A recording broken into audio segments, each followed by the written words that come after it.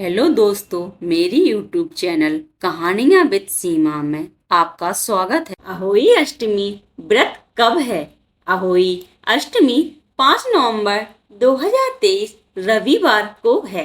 अहोई अष्टमी के दिन माताएं अपने बच्चे की भलाई के लिए ऊष्मा काल भोर से लेकर गोधूली बेला सांझ तक उपवास करती हैं। शाम को आकाश में तारों को देखने के बाद व्रत तोड़ा जाता है। कुछ महिलाएं चंद्रमा के दर्शन करने के बाद व्रत को तोड़ती हैं।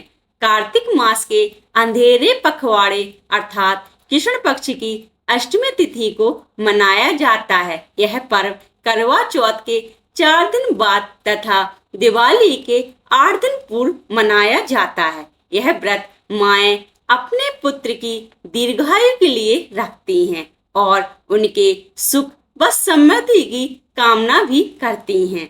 इस दिन दीवार पर गेरू से अहोई माता बनाई जाती हैं। आजकल बाजार से अहोई माता के चित्र भी मिलने लगे हैं, जिसे दीवार पर चिपका दिया जाता है और संध्या समय में कहानी सुनकर उनकी पूजा की जाती है। शाम को कहानी सुनने से पहले अहोई माता के सामने एक कलश पानी भरकर रखा जाता है। उस कलश पर रोली से तिलक करते हैं और मौली बांधते हैं। इस दिन कई माताएं चांदी की स्याहू माता भी गले में पहनती हैं और कहानी सुनकर फिर यह स्याहू माता कलश को पहना देते हैं। इस दिन कहानी सुनने के बाद बायना निकालकर सास अथवा ससुर को देते हैं। शाम को तारों को अर्घ देकर भोजन किया जाता है। जिस वर्ष घर में पहली संतान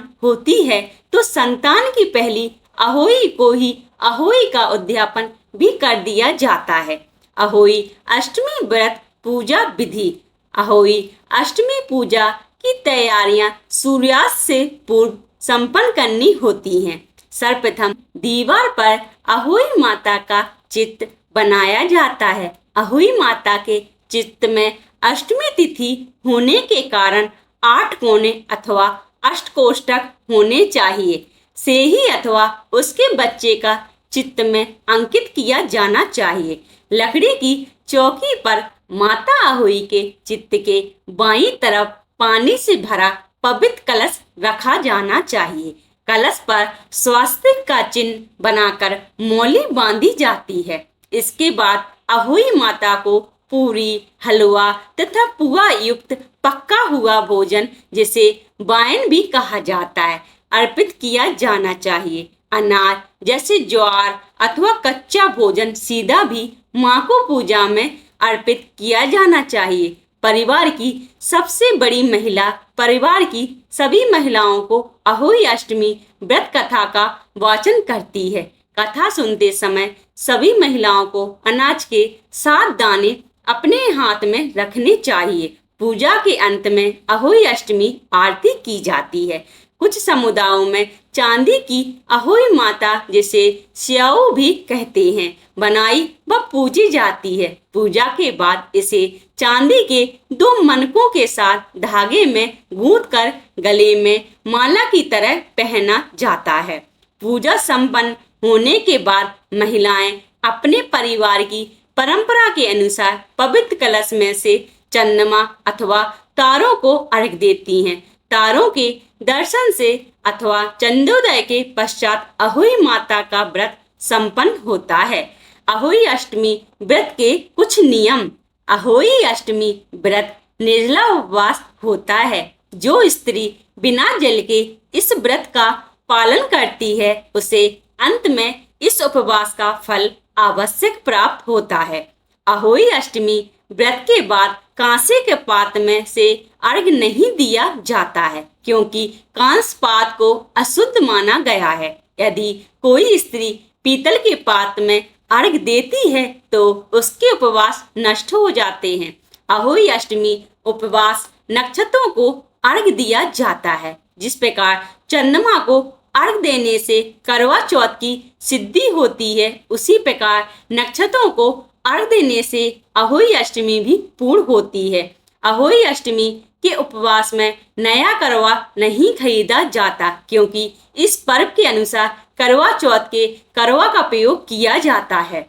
अहोई अष्टमी के व्रत का पालन करने वाली महिला को चाकू, कैंची जैसी किसी भी चीज का प्रयोग नहीं करना चाहिए और सुई धागे का कोई काम नहीं करना चाहिए। यह पर्व बच्चों के लिए होता है, तो इस दिन अपने बच्चे या दूसरे के बच्चे को डांटना और पीटना नहीं चाहिए। इस दिन किसी को भी मांसाहारी भोजन नहीं करना चाहिए। अहोई अष्टमी का व्रत करने वाली स्त्री को दिन में नहीं सोना चाहिए, क्योंकि व्रत के दिन पूजा पाठ करना अधिक फलदायी साबित होता है। अहोई अष्टमी का व्रत रखने वाली स्त्री को वृद्ध लोगों का अपमान नहीं करना चाहिए। ऐसा करने से फल की प्राप्ति नहीं होती है। अहोई अष्टमी के दिन अपने घर के फर्श की सफाई ना करें। पुराणों के अनुसार उस दिन घर में झाड़ू ना लगाएं। अहोई अष्टमी व्रत में किन किन बातों का विशेष ध्यान रखना चाहिए?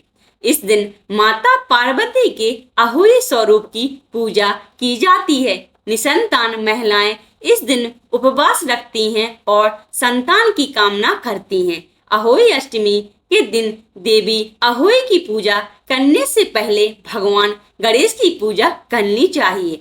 अहोई अष्टमी का व्रत बिना जल के किया जाता है। ऐसा करने से संतान की आयु लंबी होती है और समृद्धि की प्राप्ति होती है। अहोई अष्टमी के दिन ससुराल वालों के लिए बायना आवश्यक निकालना चाहिए। अगर ससुराल वाले आपके साथ नहीं रहते हैं तो आप किसी पंडित या किसी बड़े व्यक्ति को बायना दे सकते हैं। अहोई अष्टमी के दिन नक्षत्रों को अर्घ दिया जाता है। ऐसा करने से बच्चे की उम्र लंबी होती है और जिन लोगों को संतान प्राप्ति का सुख नहीं मिला है उन्हें यह आनंद मिलता है।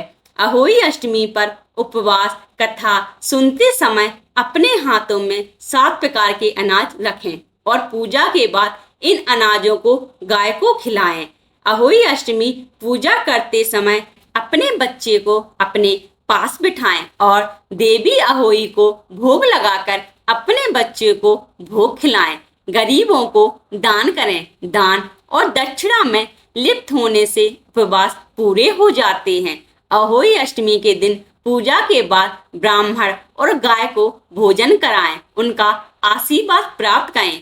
अहोई अष्टमी पर चांदी की अहोई क्यों पहनी जाती है?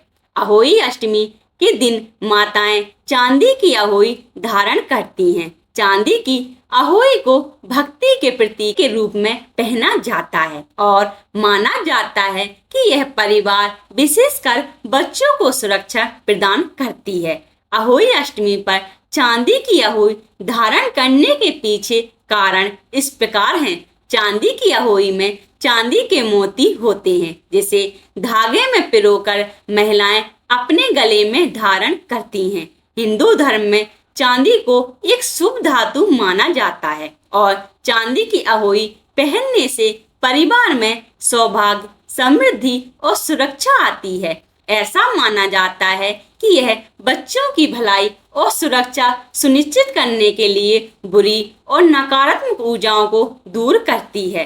अहोई अष्टमी पर चांदी की अहोई पहनने की परंपरा पीढ़ियों से चली आ रही है। यह त्योहार से जुड़े सांस्कृतिक और धार्मिक रीति रिवाजों का एक अभिन्न अंग है। अहोई अष्टमी का महत्व। अहोई अष्टमी के पर्व पर माताएं अपने पुत्रों के कल्याण के लिए अहोई माता व्रत रखती हैं। परंपरागत रूप में यह व्रत केवल पुत्रों के लिए रखा जाता है, परंतु अपनी सभी संतानों के कल्याण के लिए आजकल यह व्रत रखा जाता है। माताएं बहुत उत्साह से अहोई माता की पूजा करती हैं तथा अपनी संतानों की दीर्घ, स्वस्थ एवं मंगलमय जीवन के लिए प्रार्थना करती हैं। तारों अथवा चंद्रमा के दर्शन तथा पूजन कर व्रत समाप्त किया जाता है। यह व्रत संतानहीन युगल के लिए महत्वपूर्ण है अथवा जो महिलाओं गर्भधारण में असमर्थ रहती हैं अथवा जिन महिलाओं का गर्भपात हो गया हो उन्हें पुत्र प्राप्ति के लिए अहोई माता व्रत करना चाहिए। इसी कारण से इस दिन को कृष्णाष्टमी के नाम से भी जाना जाता है। मथुरा के राधा कुंड में इस दिन बड़ी संख्या में युगल तथा श्रद्धालु पावन स्नान करने आते हैं। यदि आप ऐसी ही कहानियों को पसंद करते हैं तो कृपया आप मेरे YouTube चैनल कहानियां विद सीमा को सब्सक्राइब, लाइक एंड अपने दोस्तों के साथ शेयर करें। धन्यवाद।